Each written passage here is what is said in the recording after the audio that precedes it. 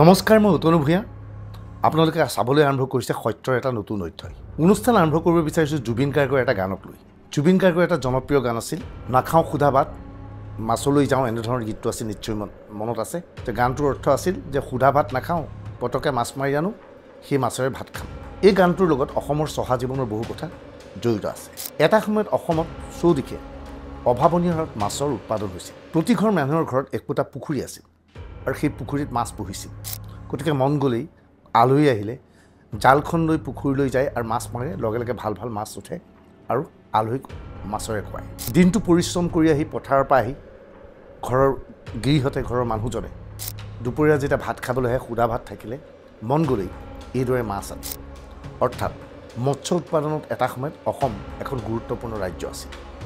ভাৰতবৰ্ষৰ যিকেইখন ৰাজ্যৰ নাগৰিকে মাছ ভাল পায়, সেইখন ৰাজ্যৰ মাজত অন্যতম হৈছে অসম, ইয়াৰ উপৰি পশ্চিমবংগ, অনুৰূপ ধৰণৰ উৰিষ্যাও তলু। দাক্ষিণাত্যতো মাছ যথেষ্ট ব্যৱহাৰ কৰা হয়, কিন্তু বিশেষকৈ সাগৰীয় মাছ তাত ব্যৱহাৰ কৰা হয়। কিন্তু দাক্ষিণাত্যত এতিয়া মাছৰ উৎপাদনৰ ক্ষেত্ৰত ভাৰতৰ ভিতৰত যথেষ্ট আগবাঢ়ি গ'ল আৰু দাক্ষিণাত্যৰ মাছ আমাৰ অসমলৈকো ৰপ্তানি কৰা হয়। আজিৰ পৰা কেইবছৰমানৰ পূৰ্বে অসমৰ চৌদিশে চালানী মাছ আছিল, কিন্তু যোৱা 10টা বছৰত বহু পৰিস্থিতি পৰিৱেশ সলনি হৈছে। চালানী মাছৰ পৰিৱৰ্তে এতিয়া অসমত লোকেল মাছ যথেষ্ট উপলব্ধ। আপুনি ঘৰৰ আগত ৰৈ থাকক, ঘৰৰ আখৰে আগেৰে মাছ বুলি চিঞৰি এজন মাছলা যাব, তেওঁৰ লগতে আপুনি লোকেল মাছ পাব। অৰ্থাৎ অসমত লোকেল মাছ এতিয়া উপলব্ধ হৈছে। এই লোকেল মাছ যে উপলব্ধ হৈছে, ইয়াৰ বাবে অন্যতম ক্ৰেডিট গৈছে ধৰ্মীয় সংখ্যালঘু লোকসকলক। অসমীয়া মানুহে অপ্ৰিয় হ'লেও সত্য, সীমিত সংখ্যক অসমীয়া মানুহ আছে। অধিকাংশ অসমীয়া মানুহে বিজ্ঞানসন্মতভাৱে মাছৰ ব্যৱসায় কৰিব নোখোজে। পুখুৰীত দুই এটা মাছ থাকে, মাছ ধৰি আনে বেলেগ কথা, কিন্তু বিজ্ঞানসন্মতভাৱে মাছৰ ব্যৱসায় কৰি যে আৰ্থিকভাৱে টনকিয়াল হ'ব পাৰে, সেই কথা অসমীয়াই চিন্তা নকৰে। কিন্তু বৰপেটা, নগাঁও, মৰিগাঁও আদিত মাছক লৈ বৃহৎ ব্যৱসায় কৰি আহিছে ধৰ্মীয় সংখ্যালঘু লোকসকলে। আৰু এতিয়া সেই মাছ ব্যৱসায়ক কেন্দ্ৰ কৰি বিতৰ্কৰ সূচনা হৈছে। এই বিতৰ্কৰ সূচনা হৈছে শেহতীয়াভাৱে শিৱসাগৰত সংঘটিত ঘটনাৱলীৰ পিছত। শিৱসাগৰত ধিংকাণ্ডৰ পিছত হঠাৎ কেইবাটাও সংগঠনে মিলি সন্দেহজনক বুলি একাংশ ধৰ্মীয় সংখ্যালঘুক শিৱসাগৰৰ পৰা যাবলৈ নিৰ্দেশ দিয়া হৈছে, ভয় ভাবুকি দিয়া হৈছে। চৰকাৰে পৰিৱেশ পৰিস্থিতি নিয়ন্ত্ৰণ কৰিবৰ বাবে বন্ধৰ ব্যৱস্থা কৰি এই সংগঠনসমূহৰ নেতাৰ পৰা বন্ধত ছাইনৰ ব্যৱস্থা কৰিছে। বহুতে ছাইন কৰিবলৈ অস্বীকাৰ কৰিছে, স্বাক্ষৰ কৰিবলৈ অস্বীকাৰ কৰিছে। আৰু বহুসংখ্যক ধৰ্মীয় সংখ্যালঘু লোকে যিসকলে নামনিৰ পৰা গৈ উজনিত বিভিন্ন ব্যৱসায়িক কামত বা হাজিৰাৰ কামত অংশগ্ৰহণ কৰিছিল, কাৰোবাৰ ধান ৰোৱা কামত অংশগ্ৰহণ কৰিছিল, সেইসকল লোকে উজনি অসমৰ পৰা ভয়ত এতিয়া পুনৰ নিজ নিজ ঘৰলৈ পলায়ন কৰাৰ ঘটনা সংঘটিত হৈছে। এনে সময়তেই নগাঁৱৰ মীনপালক সন্থাৰ ফালৰ পৰা ঘোষণা কৰা হ'ল যে নগাঁৱৰ যি মাছ, মৰিগাঁৱৰ যি মাছ, সেই মাছ তেওঁলোকে উজনি অসমলৈ প্ৰেৰণ নকৰে, কিয়নো উজনি অসমত ধৰ্মীয় সংখ্যালঘুৰ ওপৰত উৎপীড়ন চলোৱা হৈছে। আমাৰ ধৰ্মীয় সংখ্যালঘুসকল বৰ্তমান যি বঞ্চিত হৈ আছে গোটেই অসমত, মিয়া বুলি যি হিন্দু সমাজে যি তুচ্ছ তাচ্ছিল্য কৰি আছে, ডিং কাণ্ডৰ পৰিপ্ৰেক্ষিতত সঁচা কথা ক'বলৈ গ'লে যি উজনি অসমত লাচিত সেনাৰ নামত যি শৃংখল চলিহা নামৰ এজন গুণ্ডা প্ৰকৃতিৰ লোকজনে যি আমাৰ ধৰ্মীয় সংখ্যালঘু সমাজৰ কিছু শতাংশ মানুহ, দুখীয়া মানুহ, তেওঁলোকে উজনি অসমৰ বিভিন্ন জিলাসমূহত কাম বন কৰি খায়। আৰু এই শৃংখল চলিহা নামৰ বিশৃংখলৰ সৃষ্টি কৰা লোকজনে আমাৰ উজনি অসমৰ এই দুখীয়া নিচলা মানুহবিলাক যিসকলে কাম কৰি খায় তাৰ পৰা খেদি পঠিয়াইছে। শৃংখল চলিহাক আমি সকীয়াই দিছোঁ। অনতি পলমে আমাৰ যি ধৰ্মীয় সংখ্যালঘু লোকসকলে তাত কাম বন কৰি খাই আছে, তেওঁলোকক কোনো অত্যাচাৰ বন্ধ কৰাৰ কাৰণে আমি সকীয়াই দিছোঁ। কাৰণ আজিৰ পৰা আমি অনিৰ্দিষ্ট কাললৈ আমাৰ নগাঁও জিলাৰ যি মীনপালক সন্থা আছে, আমাৰ নগাঁও জিলাৰ সম্পদ, আমাৰ ধৰ্মীয় সংখ্যালঘুৰ হাতত বিশাল যি মাছৰ ব্যৱসায় আমাৰ ধৰ্মীয় সংখ্যালঘুৰ হাতত আছে, যি মাছৰ ৰপ্তানি কিন্তু উজনি অসমত এই ধৰ্মীয় সংখ্যালঘু লোকসকলে কৰে। আৰু তাৰ পৰিপ্ৰেক্ষিতত কিন্তু উজনি অসমৰ লোকসকলে এই কম দামত মাছ খাবলৈ পায়। গতিকে আমি আজি মীনপালক সন্থাই থিৰাং কৰিছোঁ যে অনাগত দিনত অনিৰ্দিষ্ট কাললৈ আমি আমাৰ যি মূল্যৱান সম্পদ মাছ আমি উজনি অসমত ৰপ্তানি নকৰোঁ। বিশেষকৈ তিনিচুকীয়া আৰু শিৱসাগৰত দৰকাৰ পৰিলে আমি মাছ পচাই দিম, তথাপি উজনি অসমৰ কোনো জিলাত আমি মাছ ৰপ্তানি নকৰোঁ।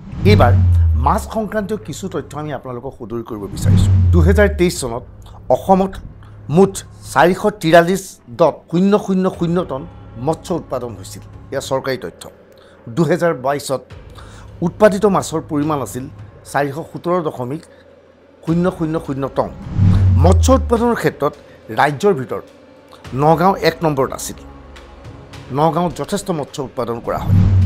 নগাঁও জিলাত 2019-20 বৰ্ষত 35,262.20 মেট্ৰিক টন মৎস্য উৎপাদন হৈছিল। মৎস্য উৎপাদনৰ ক্ষেত্ৰত দেশৰ ভিতৰত অসমৰ স্থান হ'ল দ্বাদশ। গতিকে স্বাভাৱিকতে আপোনালোকে গম পাইছে যে নগাঁও জিলাত মৎস্য উৎপাদন হয়। নগাঁৱৰ মাছ গুৱাহাটীলৈ আহে। অভিযোগ আহে এই মাছসমূহত যথেষ্ট ৰাসায়নিক সামগ্ৰী ব্যৱহাৰ কৰা হয়। যেতিয়া গুৱাহাটীলৈ মাছ লৈ অনা হয় বা উজনিলৈ মাছখিনি লৈ যোৱা হয়, ডাঙৰ ডাঙৰ চৰিয়াত মাছ লৈ গৈ বাৰে বাৰে মাছখিনি লৰোৱা হয় যাতে মাছৰ ওজন বৃদ্ধি পায়, এইখিনি সময়তে যে মাছ যাতে ডাঙৰ হয়। এতিয়া উজনি অসমৰ মানুহক মাছ নিদিয়াৰ কথা ঘোষণা কৰিছে নগাঁৱৰ মীন উৎপাদনকাৰীসকলে। লগে লগে হাহাকাৰ পৰিৱেশৰ সৃষ্টি হৈছে। এনে অৱস্থাত ইয়াক লৈ ৰাজনীতি আৰম্ভ কৰি দিছে। AIDFৰ ফালৰ পৰা বিধানসভাৰ মজিয়াত সভাস্থগিত প্ৰস্তাৱ উত্থাপন কৰা হৈছিল। পৰৱৰ্তী সময়ত AIDFৰ বিধায়ক আমিনুল ইছলামে কয়, এই উজনি অসমত কৰ্মৰত এই ধৰ্মীয় সংখ্যালঘু লোকসকল বা তথাকথিত নামনি অসমৰ পৰা যোৱা এই মাইনৰিটিসকল যিহেতু হাৰাশাস্তিৰ সন্মুখীন হৈছে, গতিকে হাজিৰা বা অন্যান্য কাম কাজৰ ক্ষেত্ৰত 10% আসন এই ধৰ্মীয় সংখ্যালঘুৰ বাবে সংৰক্ষিত কৰিব লাগে। কাম কৰাৰ অধিকাৰ আছে। ইয়াত কোনেও যে উজনি অসমৰ মানুহ নামনিত আহিব নোৱাৰিব বা নামনিৰ মানুহ উজনি অসমত যাব নোৱাৰিব, বৰাক উপত্যকাৰ মানুহ ব্ৰহ্মপুত্ৰ উপত্যকাত আহিব নোৱাৰিব বা ব্ৰহ্মপুত্ৰ উপত্যকাৰ মানুহ বৰাক উপত্যকাত গ'লে খেদিব, এনেধৰণৰ এটা আঞ্চলিক বা এনেধৰণৰ এটা বৈষম্যমূলক নীতি থাকিব নালাগে। চৰকাৰ ইয়াত কঠোৰ হ'ব লাগে যে অসমৰ যিকোনো প্ৰান্তৰ অধিবাসী অসমৰ যিকোনো জিলাত তেওঁলোক যাব পাৰিব, তাত কাম কৰিব পাৰিব বা ব্যৱসায় কৰিব পাৰিব। এইটো পাচলিৰে হওক মাছৰে হওক যিকোনো ব্যৱসায় কৰিব পাৰিব। আৰু যদিহে অসম চৰকাৰে এইটো সুনিশ্চিত কৰিব নোৱাৰে যে নামনি অসমৰ কোনো শ্ৰমিক বা ব্যৱসায়ী উজনি অসমত যাব নোৱাৰিব, তাত তেওঁলোকে খেদি পঠিয়াব, চৰকাৰে তেওঁলোকক সুৰক্ষা দিব নোৱাৰে বা চৰকাৰ যদি ব্যৰ্থ হয়, তেনেহ'লে চৰকাৰে এই লোকসকলক তেওঁলোকক চাকৰি দিয়ক বা সংস্থাপনৰ ব্যৱস্থা কৰক। আৰু আমি দাবী কৰিম যে আমাৰ যিসকল মাইনৰিটি মানুহ আজি তেওঁলোকে চাকৰি নাপায়, উচ্চ শিক্ষা নাপায়, বিভিন্ন ধৰণে বঞ্চিত হৈ আছে, গতিকে তেওঁলোকে আজি শ্ৰমিক হিচাপে বা ক্ষুদ্ৰ ক্ষুদ্ৰ ব্যৱসায়ী হিচাপে উজনি অসমত গৈ কাম কৰি আছে। এতিয়া তেওঁলোকক তাৰ পৰা খেদি পঠাব বিচাৰিছে। গতিকে আমি ৰাজ্য চৰকাৰক দাবী জনাম যে আমাৰ এই মাইনৰিটি মানুহসকলৰ কাৰণে কমপক্ষেও 10% ৰিজাৰ্ভেশ্যন দিব লাগে। ইয়াৰ লগে লগে বহুবোৰ প্ৰশ্ন সন্মুখলৈ আহিছে যে উজনি অসমলৈ যদিহে নগাঁৱৰ পৰা মাছ প্ৰেৰণ কৰা নহয়, তেনেহ'লে উজনি অসমৰ মানুহে প্ৰয়োজনীয় মাছ নাপাব নেকি? উজনি অসমৰ বিভিন্ন জাতীয় সংগঠনৰ নেতাই এতিয়া চিঞৰি কৈছে আমাক নগাঁৱৰ মাছৰ প্ৰয়োজন নাই, নগাঁৱৰ মিয়াৰ মাছ যদি উজনিলৈ আহে আমি তাক বৰ্জন কৰিম আৰু মাছ আমি সোমাবলৈ নিদিওঁ, আমাৰ তাত প্ৰয়োজনীয় মাছ আছে। কিন্তু বাস্তৱিকতে সেয়া সত্য নহয়। উজনিত এতিয়া মাছৰ অভাৱ ঘটিছে। মাছক বাণিজ্যিকভাৱে কোনো ব্যৱহাৰ কৰা নাই। কাৰোবাৰ ঘৰত খাবলৈ পুখুৰীৰ পৰা মাছ থাকিব পাৰে, কিন্তু লোভনীয় মাছ যি ধৰণে ব্যৱসায়িক দিশত নগাঁৱৰ বা মৰিগাঁৱৰ ধৰ্মীয় সংখ্যালঘুসকলে আৰম্ভ কৰে, সেই বস্তু উজনি অসমত পাবলৈ। এই সমগ্ৰ বিষয়টো তেতিয়া হঠাৎ মাত পাতি দিছে নদুৱাৰ সমষ্টিৰ বিধায়ক পদ্ম হাজৰিকাই। পদ্ম হাজৰিকাৰ চতিয়াত কন্যাক নামৰ এখন সমবায় আঁচনি আছে, য'ত মৎস্য উৎপাদন কৰা হয়। এইবাৰ পদ্ম হাজৰিকাই দাবী কৰিছে উজনি অসমলৈ কন্যাকৰ ফালৰ পৰা এইবাৰ মাছ প্ৰেৰণ কৰা হ'ব। শিৱসাগৰ তিনিচুকীয়াত মাছ পঠিওৱা বন্ধ কৰাৰ সিদ্ধান্ত ঘোষণা কৰিছে। তেওঁলোকক মই সেই সিদ্ধান্ত নল'বৰ কাৰণে আহ্বান জনাইছোঁ। আৰু উজনিৰ পৰাও জাতীয় সংগঠনে যিটো তাৰ প্ৰত্যুত্তৰ দিছে যে এই কথাবিলাকে আমাৰ ৰাজ্যখনত অশান্তি আৰু বেয়া পৰিস্থিতিৰ উদ্ভৱ কৰিব। তেওঁলোকে ভাবিব নালাগে তেওঁলোকে মাছ নপঠিয়ালে উজনিৰ মানুহে মাছ খাবলৈ নাপাব। আৰু যদি প্ৰয়োজন হয় আমি ভৰলী পৰিয়া কন্যাকা বহুমুখী পাম। আৰু মোৰ সমষ্টিৰ পৰা দৰকাৰ হ'লে বিহুত আমি শিৱসাগৰৰ মানুহক আমি মাছ খুৱাম, তিনিচুকীয়া মানুহক আমি মাছ খুৱাম। এইখিনি মুহূৰ্তত প্ৰশ্ন হৈছে হঠাৎ মাছক কেন্দ্ৰ কৰি বিতৰ্কৰ সূচনা হ'ল কিয়? মাছক কেন্দ্ৰ কৰি বিতৰ্কৰ সূচনা হোৱাৰ প্ৰধান কাৰণটোৱে আছিল ধিঙৰ কাণ্ড। ধিঙৰ কাণ্ডৰ পূৰ্বে উজনি অসমৰ শিৱসাগৰত মাৰোৱাৰী সমাজক আঁঠু কাঢ়িবলৈ নিৰ্দেশ দিয়া হৈছিল, য'ত মন্ত্ৰী ৰণোজ পেগু উপস্থিত আছিল, যাক আমি বিৰোধিতা কৰিছিলোঁ।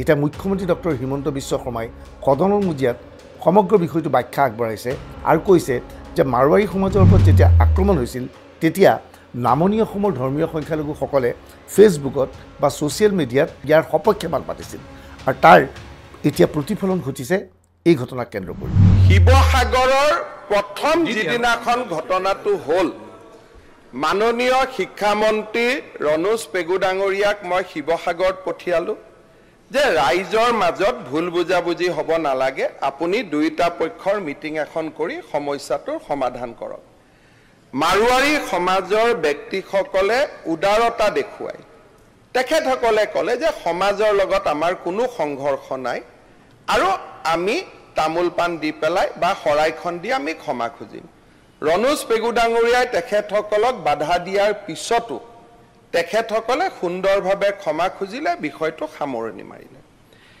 যেতিয়া মাৰোৱাৰী সমাজৰ ওপৰত আক্ৰমণ হ'ল বা সমালোচনা হ'ল ছ'চিয়েল মিডিয়াত তেতিয়া আটাইতকৈ ছ'চিয়েল মিডিয়াত এই ঘটনাটোক ফুৱেলিং কৰাবৰ কাৰণে ছ'চিয়েল মিডিয়াৰ টুইটবিলাক কোনে বেছিকৈ কৰিছিলে ফেচবুকত কোনে বেছিকৈ কৰিছিলে যিসকলে আজি বৰপেটা নগাঁৱৰ কথা দুখ প্ৰকাশ কৰিছে মোক ক'ব মই একদম ডেটাৰ পৰা কৈছোঁ আৰু অখিল গগৈ ডাঙৰীয়াই যদি মোক ক'ব নিদিয়ে এনেকৈ থাকে তেতিয়াহ'লেতো শুনি লাভ নাই এডজনমেণ্ট মোচনটো নিজে নিজে নোহোৱা হৈ গ'ল য'ত আৰে মই তাৰো উত্তৰ দি দিওঁ নহয় সেইটো কিয় আপুনি 2 মিনিট মোৰ প্ৰশ্নখিনি শেষ হোৱালৈকেতো গোটেইখিনিৰ উত্তৰ পাই যাব আৰে প্লিজ নালাগে নেকি তাৰমানে আজি এতিয়া সন্মানীয় UDF আৰু CPM দলৰ সদস্যখিনিয়ে বুজি লওক যে সংগঠনখিনি আমাৰ 27টা সংগঠন আমাৰ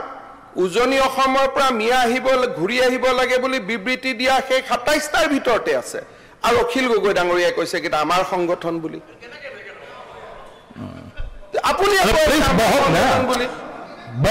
আপুনি কৈ থাকিলে আপোনাক কৈ থাকিব লাগিব আপুনি থিয়লে আপোনালোকে কৈ থাকিব লাগিব আগতে শুনি লওক সংগঠন তেওঁলোকৰ হ'ব পাৰে নেকি সংগঠন আমাৰ সংগঠন কেনেকৈ হ'ব পাৰে শৃংখল চলিয়াটো আপোনাৰ নহয় আপোনাৰ কেনেকৈ হ'ব পাৰে গতিকে নাই